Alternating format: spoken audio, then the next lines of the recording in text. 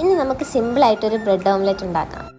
ഇതിനായിട്ട് 2 മുട്ട പൊട്ടിച്ചൊഴിച്ച് ഇതിലേക്ക് സവാളയും പച്ചമുളകും മല്ലിയിലയും കുറച്ച് ഉപ്പും കുരുമുളക് പൊടിയും കൂടി ഇട്ട് നന്നായിട്ട് ബീറ്റ് ചെയ്തെടുക്കാം. ഇതിലേക്ക് കുറച്ച് പാലോ വെള്ളം ഒഴിച്ച് ബീറ്റ് ചെയ്താൽ കുറച്ചുകൂടെ സോഫ്റ്റായിട്ട് കിട്ടും.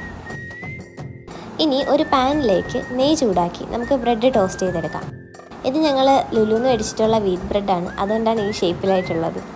ബ്രെഡ് ടോസ്റ്റ് ചെയ്ത് മാറ്റിയതിന് ശേഷം അതേ പാനിലേക്ക് കുറച്ച് നെയ്യ് ചൂടാക്കിയിട്ട് ബീറ്റ് ചെയ്തിട്ടുള്ള മുട്ട ഒഴിക്കാം. ഇനി ഇതിലേക്ക് ബ്രെഡ് ഇതുപോലെ ഒരു സൈഡ് ഡിപ്പ് ചെയ്തിട്ട് തിരിച്ചിട്ട് കൊടുക്കണം. ഇത് ലോ ടു മീഡിയം ഫ്ലെയിമിൽ ഒരു 3 മിനിറ്റ് നേരം കുക്ക് ചെയ്യണം. പെട്ടെന്ന് ഉണ്ടാക്കാവുന്ന ഒരു സ്നാക്കായിട്ടും ബ്രേക്ക്ഫാസ്റ്റായിട്ടും ഒക്കെ ഇത് നല്ലൊരു റെസിപ്പിയാണ്. ഇനി ഇത് തിരിച്ചിട്ടതിന് ശേഷം ആ സൈഡും ഒരു 3 മിനിറ്റ് ലോ ഫ്ലെയിമിൽ കുക്ക് ചെയ്യാം. കുക്കായതിന് ശേഷം ബ്രെഡിൻ്റെ നടുക്കായിട്ട് ഓംലെറ്റ് വരുന്ന പോലെ ഇതുപോലെ മടക്കിയെടുക്കാം. ബ്രെഡ് ഓംലെറ്റ് റെഡി ആയിട്ടുണ്ട്. എല്ലാവരും ട്രൈ ചെയ്ത് നോക്കാം.